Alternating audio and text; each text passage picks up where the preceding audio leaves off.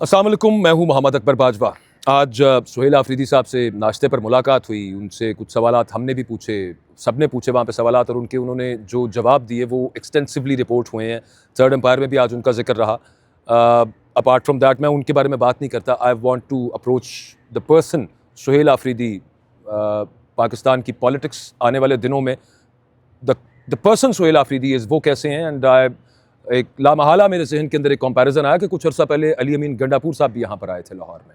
उनकी शख्सियत और सुहेल आफरीदी साहब की शख्सियत में डिफरेंस क्या है, उसकी वजह कतन ये नहीं है कि मैं उन दोनों की सिर्फ पर्सनालिटीज़ को के दरमियान क्या डिफ्रेंसीशन है या क्या इसकी ट्रेड्स हैं उसकी ट्रेड्स हैं, मैं उस पर बात नहीं करना चाह रहा। मैं पाकिस्तान में जो सियासत आगे बढ़ेगी, इन दोनों अशखास के दरमियान डिफरेंस क्या है, मैं उसकी तरफ कुछ तवज्जो मबजूल कराना चाहता हूँ। एंड अपार्ट फ्रॉम दैट बहुत इंपॉर्टेंट बात जो बार बार सुहेल आफरीदी करते हैं, जिसकी तरफ लोगों का ज़्यादातर ध्यान ऑफ कोर्स पॉलिटिक्स की तरफ जाता है, इमरान खान साहब की रिहाई के हवाले से वो क्या इक़दाम करेंगे उसकी तरफ जाता है। वो सब मामला अपनी जगह पे हैं, लेकिन एक बहुत बात इम्पॉर्टेंट जो अननोटिस चली जाती है और वो सबसे ख़तरनाक बात है, वो है जनाब मईशत। वो है जो जिस तरह से विफाक डील कर रहा है, जिस तरह से रियासत डील कर रही है इन जनरल खैबर पख्तूनख्वा को और इन पर्टिकुलर हमारे कबायली इलाका जात के लोगों को, जिस पर कभी कभी मैं अर्ज़गुज़ार होता हूँ आपके सामने जिस हवाले से। आज चूँकि उसमें कुछ और तफसीलात उन्होंने बयान की, तो खैर let's start with the point कि अल्लामा इकबाल का एक शेर है कि इकबाल बड़ा उपदेशक है, मन बातों में मोह लेता है, गुफ्तार का ये गाजी तो बना, किरदार का गाजी बन ना सका। ये शेर मेरे जहन में इस वजह से आया कि अली अमीन गंडापुर साहब बड़ी बड़ी बातें करते थे, आपने उनकी तकारीर सुनी होंगी, और वो गरजते बरसते ज़्यादा थे, किरदार के गाजी उस तरह से वो थोड़े कम थे। गो के 2 दफ़ा वो इस्लामाबाद उन्होंने मार्च लीड किया और उनकी हमेशा से कोशिश थी कि मुफाहमत के साथ मामला हल हो जाए। कुछ मुज़ाहमत हम करें लेकिन बातचीत माने और आगे बढ़ने का रास्ता एक दूसरे को दिया जाए और पाकिस्तान ताकि आगे बढ़े। जो जमूद है, जो इस वक्त पॉलिटिकल इंस्टेबिलिटी है, वो ख़त्म हो। मैं बिल्कुल ये नहीं कहना चाह रहा कि अली अमीन गंडापुर साहब जो थे उनकी नीयत में कोई खोट था, बट बात यह है कि वो एक बहरहाल उनकी अप्रोच डिफरेंट थी कि ठीक है साथ कुछ मुज़ाहमत और उसके बाद बातचीत की तरफ मामला आना चाहिए, जो कि किसी दर्जे में हुआ भी। इमरान खान साहब के सामने कुछ शराइत रखी गई जेल में ये 26 नवंबर से पहले, और कुछ ऑफ़र्स उनको की गई जिस पे मैं एक वीलॉग कर चुका हूँ तफसील के साथ। बट उसके बाद 26 नवंबर हुआ। पाकिस्तान की तारीख में ये भी मामलात कम है कि गोलियाँ चला दी गई डायरेक्ट लोगों के ऊपर, और फिर उसके बाद एक नेचुरल आउटकम उसका होना था, अली अमीन गंडापुर साहब को चेंज कर दिया गया। And then came Suhail Afridi, जो कि उतनी वो गुफ्तार के उतने गाजी तो साथ साथ वो बातें जो करते हैं, लेकिन वो बाकायदा एक किरदार के गाजी नज़र आते हैं। ये मैं कुछ तौसीफ़ी अंदाज में नहीं, यहाँ पे मैं उसको चूँकि पॉलिटिकली इस मामले को अप्रोच करना चाह रहा हूँ, तो इस वजह से मैंने ये एनालॉजी यूज़ की है। ये क्लियर माइंडेड है, डिटर्मिन्ड है और फोकस्ड है, रिजॉल्व्ड है। जो और रिजॉल्व किस चीज़ का है कि इमरान खान ने मेरी एक ड्यूटी लगाई है कि स्ट्रीट मूवमेंट चलानी है तो चलानी है, उसके फिर आगे जो नतायज हों वो होंगे। और जो जुनून इस वक्त मैं देख रहा हूँ, लोग एक दफ़ा फिर, वो केपी के नौजवानों की ख़ास तौर पे बात करते हैं कि वो एक दफ़ा फिर तैयार हैं इस्लामाबाद की तरफ आने को और पूरे मुल्क की एहतजाज करने को। सो जो मैं बात अर्ज़ करने लगा था वो ये कि ये एक नेचुरल आउटकम था। ये पाकिस्तान के लिए अच्छा नहीं होगा। जिस तरह के सेंटिमेंट्स इस वक्त खैबर पख्तूनख्वा में लोगों में है, जिस तरह से लोग 26 नवंबर को क्या ख्याल को भूल गए हैं, जिस तरह की ज़ुबान खैबर पख्तूनख्वा के वज़ीर आला के बारे में DGISPR साहब की प्रेस कॉन्फ्रेंस में यूज़ की गई, जिस तरह की ज़ुबान पंजाब के वज़ीरों ने एक सूबे के 4.25 करोड़ के सूबे के मुंतखब वज़ीर आला के ख़िलाफ़ इस्तेमाल की, जो हरकतें उनके साथ यहाँ पर हुई, जो उनको पंजाब असम्बली पहुँचने पर आज उन्होंने बताया उन्हें धक्के दिए गए, वज़ीर आला को धक्का दिया गया। उसके अलावा वो जो एक दूसरे साहब, मेरे ज़हन से अभी नाम उनका स्लिप हो रहा है, उनको जिस तरह से ज़दोकोब किया गया वहाँ पे, और बाकी सबके साथ जो बदतहज़ीबी, बदमज़गी और बदतमीज़ी की गई, ये सिर्फ इन लोगों के साथ नहीं हो रहा, ये पूरे खैबर पख्तूनख्वा के लोगों के साथ हो रहा है। और जब वो उस जज्बे की बात करते हैं ना कि भाई लोग तैयार हैं, ये पाकिस्तान के लिए अच्छी सूरत हाल नहीं बनने जा रही आगे कि एक दफ़ा फिर हम तसादुम की तरफ बढ़ जाए। So the point two make here was, ये नेचुरल आउटकम है जब आपने अली अमीन गंडापुर जैसे मसलहत पसंद शख्स को भी रास्ता देने से इनकार किया। तो फिर उसके बाद एक जो अगला बंदा जो सुहेल आफरीदी साहब आए, वो एक नॉच ऊपर है। हिस्टोरिकली इसकी बहुत सारी मिसालें हमें मिलती हैं। मिसाल के तौर पे हिंदुस्तान के एक बादशाह गुजरे हैं, औरंगज़ेब आलमगीर। वो जब जैसे वो तख्त नशीन हुए तो वो क्या था, उनकी अपने भाई के साथ लड़ाई थी, दारा शिकोह के साथ लड़ाई थी। दारा शिकोह को क्या कहा जाता है कि दारा शिकोह एक मॉडरेट आदमी था। दारा शिकोह एक फ़नून लतीफ़ा, इल्म अदब से शगफ़ रखने वाला, एक सूफ़ीज़म के साथ शगफ़ रखने वाला एक काइंड हार्टेड आदमी था as compare to Aurangzeb Alamgir. हम सबको पता है कि औरंगज़ेब आलमगीर सख्तगीर तबीयत के मालिक थे। उस वक़्त की जो एस्टेब्लिशमेंट थी, उस वक़्त की एस्टेब्लिशमेंट कौन थी? जो इनके वालिद साहब शाहजहां की आर्मी थी, वो स्प्लिट हुई आपस में। कुछ ने साइड, ज़्यादा ने साइड किया विद औरंगज़ेब आलमगीर, और दारा शिकोह की जो अफवाज थी, जो कि एक्चुअली एक ही फ़ौज थी, एक ही इस्टेब्लिशमेंट थी, वो इस साइड पे कम लोग थे मॉडरेशन के साथ और काइंड हार्टेडनेस के साथ, एक सॉफ्ट आदमी के साथ, और औरंगज़ेब आलमगीर के साथ चूँकि ज़्यादा थे तो वो मरवाने में कामयाब हो गया। ये एक अलग बात है कि ये रिवाज मुग़लों में और उससे पहले जितनी डायनेस्टीज़, वो खिलजी हों, तगलक हों, सैयद हों, लोधी हों, ये एक रिवाज चलता रहा कि जो तख्त पे आता था तो वो उन तमाम लोगों को मरवा देता था जो जानशीन बनने का क्लेम कर सकते थे।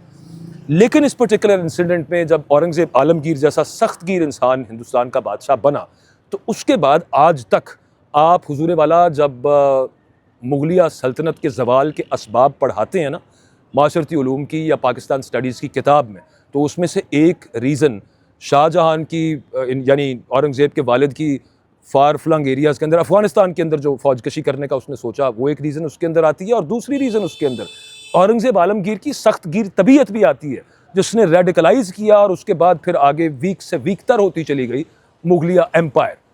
सेम इज़ द, चलें पाकिस्तान की आप शायद समझे कि ये पैरेलल मैंने सिर्फ इस वजह से ड्रॉ किया just to make the decision makers conscious कि ये नेचुरल आउटकम है। और सुहेल आफरीदी को भी अगर रास्ता ना मिला जिसके लिए वो बहुत रिजॉल्व हैं, तो इससे अगला हुजूर जो होगा ज़्यादती होगी, पाकिस्तान के साथ ज़्यादती होगी। अकबर बुगटी साहब की मिसाल ले लीजिए। आपका ख्याल था कि एक बंदा है, इसने पता नहीं क्या, अच्छा जायज़ डिमांड्स थी, कोई ऐसा मसला नहीं था, लेकिन ताकत थी। आपने सोचा कि गार में घुस के मार देंगे इन सबको, और एक बंदा है ना, उसके बाद क्या होगा? उसके बाद से लेके अब तक बलूचिस्तान के अंदर अमन नहीं आया। आपका ख्याल था कि आप काबू कर लेंगे इस सब मामले को, लेकिन वो काबू हुआ तो नहीं। मैं ये अर्ज़ कर रहा था कि नीयत दोनों की ठीक थी, अली अमीन गंडापुर साहब की भी ठीक थी और सुहेल आफरीदी की भी ठीक है, लेकिन वो जो किरदार वाला जो मैंने एक बात की, जो बढ़ता जा रहा है, जो सख्तगिरी आती जाएगी, वो इसके बाद और ज़्यादा मज़ीद हो सकती है। और फिर अगेन PTM इस वक्त जो उनके मुतालबात हैं, मेजॉरिटी PTM मेरा ख्याल है वो आईने पाकिस्तान को नहीं मानते, और खैबर पख्तूनख्वा के कबायली इलाकों के अंदर एक बहुत बड़ी तादाद नौजवानों की है। यूथ एक एक्स्ट्रा फैक्टर ऐड हुआ है, इसको फैक्टर इन करना पड़ेगा हमारे फैसला साजों को। और ये कि वो PTM की तरफ ना चले जाएं, यानी वो पाकिस्तान के साथ तो रहें ना। जो आज सुहेल आफरीदी ने बात की कि जो भी पाकिस्तान के झंडे की इज़्ज़त नहीं करता, आइन की इज़्ज़त नहीं करता, पाकिस्तान की रियासत को नहीं मानता, उसके साथ कोई बात नहीं हो सकती। लेकिन उनके अपने ग्रीवेंसेस हैं, और वो ग्रीवेंसेस क्या हैं? वो सोशो इकोनॉमिक ग्रीवेंसेस हैं, जिन्हें सुहेल आफरीदी एड्रेस करने की कोशिश कर रहे हैं। Therefore I am coming to my last point. एक बारीक सी लाइन है PTM और PTI के दरमियान इस वक्त जो सेंटिमेंट खैबर पख्तूनख्वा में है। मत धकेलिए खैबर पख्तूनख्वा के नौजवानों को PTM की तरफ, जो पाकिस्तान की आइन को नहीं मानते, जिनकी मेजॉरिटी।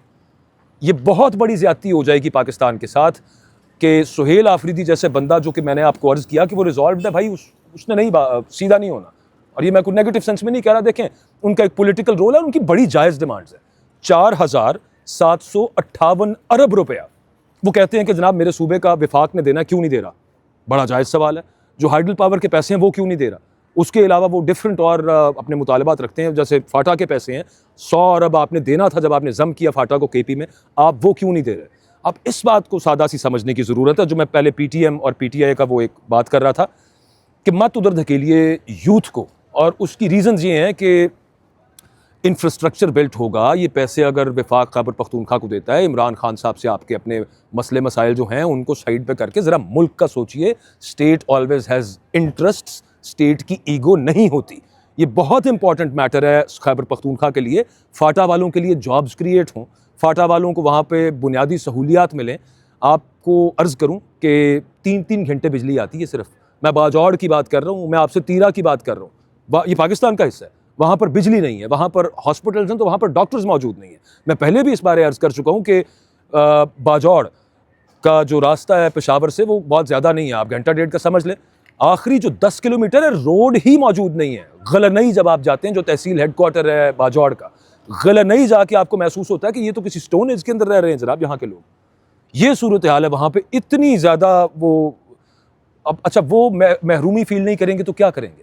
अब फिर सिर्फ ये नहीं है कि वो दहशत गर्दों के निशाने पर और पाकिस्तान मुखालिफ इंडिया उनको स्पॉन्सर कर रहा है, असल मसला वहाँ के लोगों का मईशत है, दुनिया भर के लोगों का मसला मईशत है।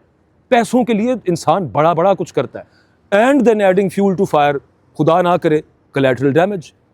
तो ये सारे मामलात इनका इदराक करना बहुत ज़रूरी है, उसके बगैर किस तरह से ये मामला आगे चलेगा। खौफनाक इतना कि मैं उस पर उतनी खुल के मैं बात करने से भी घबराता हूँ। और सियासत जो है ना, वो नाम ही इस बात का है, सियासत इस बात का नाम है कि ऐसे मसाइल जिनका वैसे हल नहीं हो सकता, उन्हें आपस में बैठ के हल किया जाए, बातचीत के थ्रू हल किया जाए।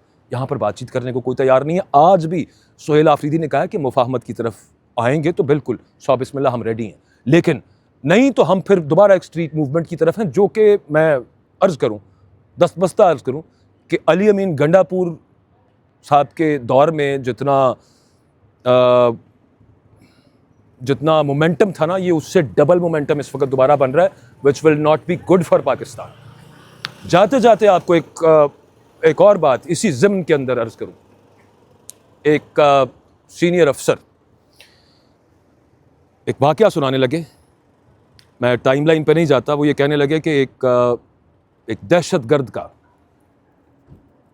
मैं नाम भी नहीं ले सकता, मैं क्या उस बात करूँ, एक टीटीपी के एक लीडर का फ़ोन आया और उन्होंने कहा कि कुछ मामला था कि एक ऑपरेशन हुआ, उसमें कुछ लोग हमारे शहीद हुए, कुछ हमने उनके हलाक किए।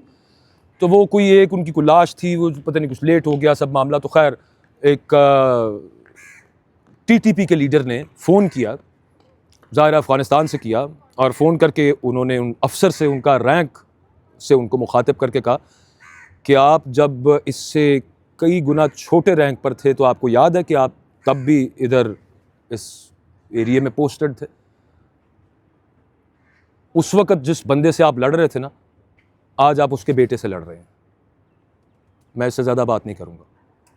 एंड प्लीज़ डोंट, ये एडिंग फ्यूल टू फायर, ये जो सोशो इकोनॉमिक मामला है इसको हल करें। सुहेल आफरीदी की तमाम बातों पर फोकस और चला जाता है।